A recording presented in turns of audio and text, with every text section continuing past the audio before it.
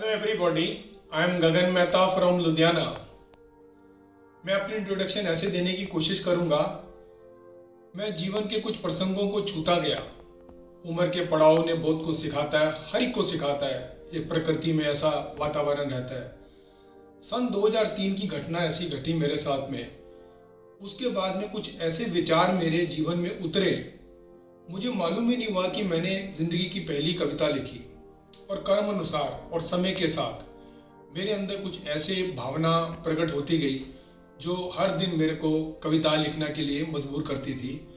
और उस दौरान मेरे जीवन में कुछ ऐसी घटनाएं घटी, मैं रात को उठ जाता था कागज और कलम लेके और सुबह तक लिखता रहता था। ऐसा भी मेरे अनुभव जिंदगी के रहे हैं। आप देखिए, आज 2021 आ गया। 2003 से 2021 तक मैंने अभी इसको देखा कि मैंने तो 3000 कविताएं लिख दी। मैं तो कवि बन गया। जिसके लिए मैंने जब जन्म लिया होगा या मैंने जिस ढंग से जीने का प्रयास किया होगा, मैंने कभी सोचा ही नहीं था कि मैं कवि बन सकता हूँ या मैंने ऐसी कामना की होगी। लेकिन ये कि ईश्वर की कोई ऐसी लीला होती है कि मनुष्य को भी नहीं पता होता कि उसने उसको कहाँ पर पहुँचा देना होता है। तो इसको मैं स्वीकारता हूँ। एक ऐसे पद्धति में ईश्वर पहुँचा देता है कि किसी को मालूम ही नहीं होता कि आप भविष्य में क्या बनने वाले हैं। ये मैंने खुद का अनुभव किया। अनुभव करने के बाद आपको बता रहा हूँ कि मेरे साथ ये घटनाएं घटी हैं। और आज मैं 3000 कविताएं लिख गया।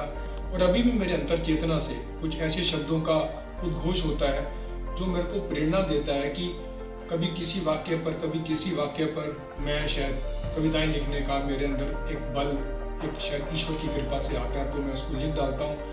फिर फाइनली उनको फाइनल डायरीज में उतारा और ये क्रम अनुसार मेरी ज़िंदगी में ये चलता रहा।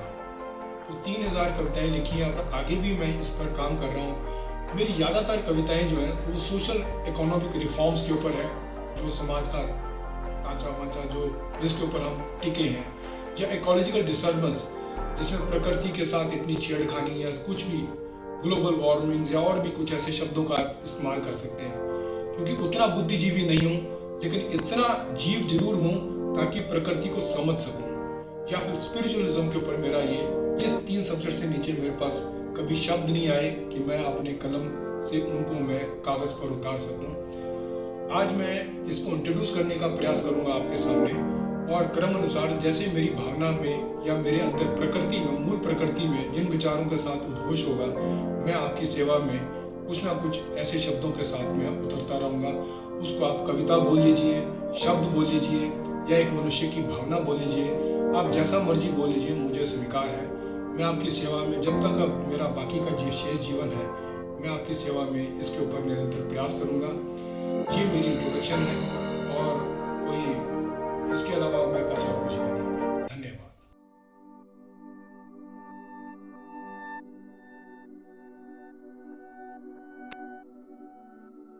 हेलो एवरीबॉडी, मैं अब पहली कविता आपके समक्ष प्रस्तुत करने की कोशिश कर रहा हूँ। आपको अच्छा लगे तो जो आपके पास भावना उसको प्रकट कर दीजिए।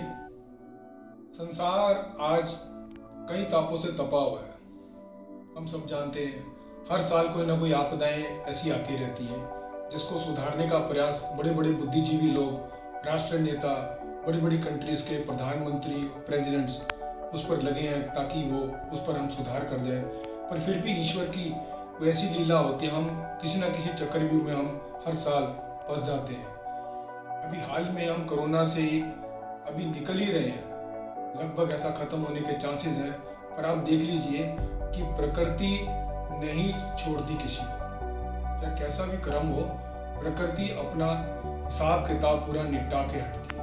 अभी हम पूरा दुनिया के लोग इससे ग्रस्त हुए और धीरे धीरे करके शायद निकलने का प्रयास हमारा हो रहा है। तो ऐसे लोगों के लिए मेरी एक पास एक कुछ शब्द हैं। मैं निशब्द की यात्रा भी करता हूँ, पर उसको शब्द में उतारने का प्रयास करता हूँ। आपके समक्ष ये रख रहा हूँ कि कैसे करे विश्व का उद्धार।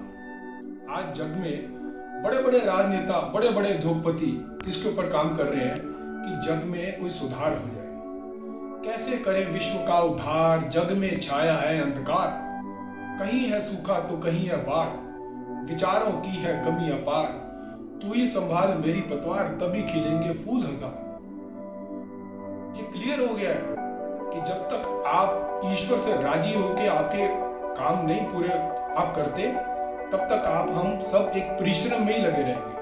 लेकिन उसके सहयोग बल से हमको ऐसे प्रकाश और रास्ते मिलेंगे ताकि हमारी यह सुगंधित हो जाएगी प्रकृति सारी। हमने इस धरती की इतनी जड़ी बूटियों को, धरती को, पूरे धरती, जल और भी कई ऐसी चीजों को हमने सब जगह नुकसान ही नुकसान पहुंचाया है। कैसे करें विश्व का उद्धार, जग में छाया है अंधकार, कहीं है सूखा तो कहीं है बाढ़, विचारों की है कमियां पार, तू ही संभाल मेरी पतवार, तभी खिलेंगे फूल हजार।